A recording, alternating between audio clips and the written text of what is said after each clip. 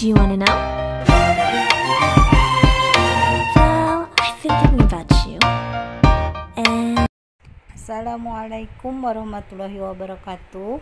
Apa kabarnya anak-anak? Hari ini kita kembali belajar mata pelajaran IPS materi pekerjaan.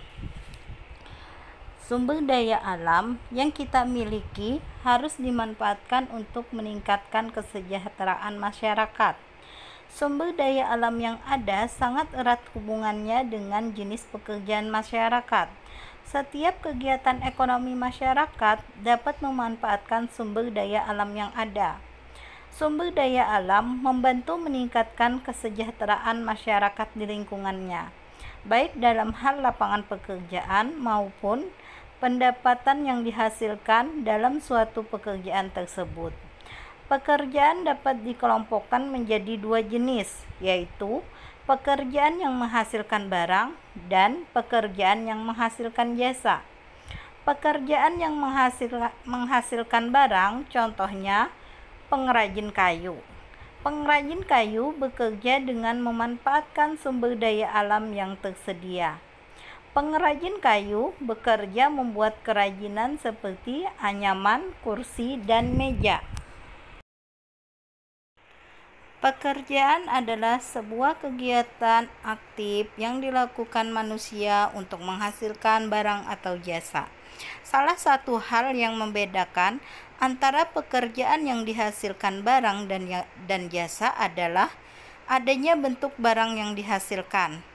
Pada pekerjaan yang menghasilkan barang, terdapat barang baru yang merupakan hasil pengolahan dari barang yang ada. Adapun pekerjaan yang menghasilkan jasa, tidak ada barang baru yang dibuat. Misalnya pekerjaan seorang montir hanya memperbaiki kendaraan. Yang pertama kita akan membahas pekerjaan yang menghasilkan barang. Barang atau benda yang sering kita gunakan dalam kehidupan sehari-hari ternyata dibuat oleh orang-orang yang ahli dalam pembuatan barang tersebut. Barang adalah benda-benda yang berwujud, digunakan masyarakat untuk memenuhi kebutuhannya atau untuk menghasilkan benda lain yang akan memenuhi kebutuhan masyarakat. Berikut beberapa jenis pekerjaan yang menghasilkan barang. Pertama, petani sayur. Kedua, pengrajin bambu. Ketiga, nelayan. Kita akan bahas yang pertama, petani sayur. Petani sayur adalah orang yang bekerja menanam sayur-sayuran. Cara penanamannya beragam, ada yang menggunakan cara tradisional dan ada yang menggunakan teknologi yang sudah modern. Para petani sayur tradisional menanam sayur di lahan mereka, sedangkan para petani sayur yang sudah modern menggunakan teknik hidroponik. Teknik hidroponik adalah budidaya menanam sayur dengan memanfaatkan air tanpa menggunakan tanah. Kebutuhan air pada hidroponik lebih sedikit daripada kebutuhan air pada budidaya dengan tanah. Yang kedua, pengrajin bambu. Pengrajin bambu adalah orang yang membuat dan menjual kerajinan bambu. Barang-barang yang dihasilkan oleh pengrajin bambu antara lain meja, kursi, serta barang-barang hiasan yang terbuat dari bambu. Para pengrajin biasanya memanfaatkan bambu yang ada di sekitar mereka. Yang ketiga, nelayan. Nelayan adalah orang yang sehari-harinya bekerja menangkap ikan atau hewan lainnya yang hidup di laut. Perairan yang menjadi daerah penangkapan ikan yaitu perairan tawar, payau maupun laut. Para nelayan di Indonesia biasanya bermukim di daerah pinggir pantai atau pesisir laut. Nelayan kita masih banyak yang menggunakan peralatan yang sederhana dalam menangkap ikan. Sedangkan nelayan di negara-negara maju biasanya menggunakan peralatan modern dan kapal yang besar, dilengkapi teknologi canggih. Hasil tangkapan nelayan antara lain berbagai jenis ikan, udang, serta hewan laut lainnya. Pekerjaan yang kedua adalah pekerjaan yang menghasilkan jasa. Jasa adalah suatu aktivitas atau tindakan yang tidak berwujud tetapi dapat memberikan kepuasan dan memenuhi kebutuhan masyarakat. Pekerjaan yang menghasilkan jasa adalah pekerjaan yang hasil pekerjaannya bisa dinikmati dan dirasakan orang lain. Berikut adalah beberapa jenis pekerjaan yang menghasilkan jasa.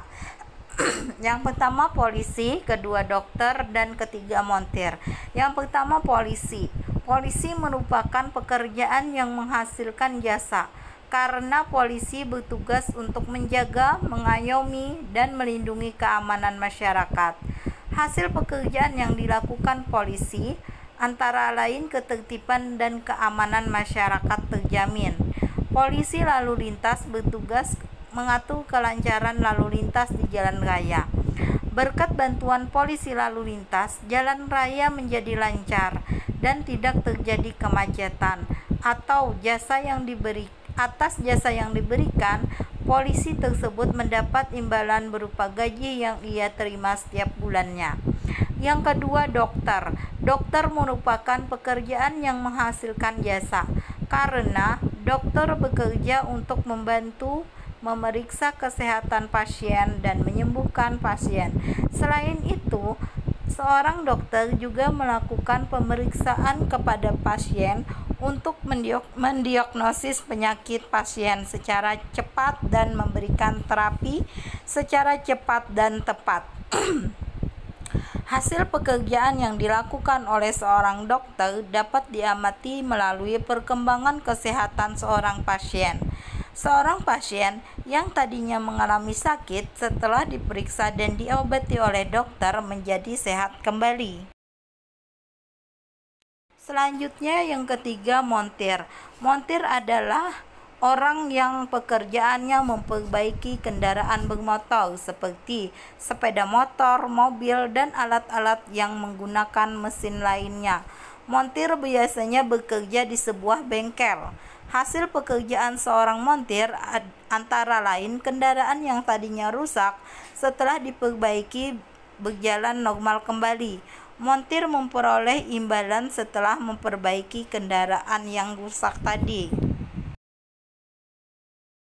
Nah, demikianlah pembelajaran kita hari ini. Semoga mudah dimengerti dan Ibu ucapkan terima kasih.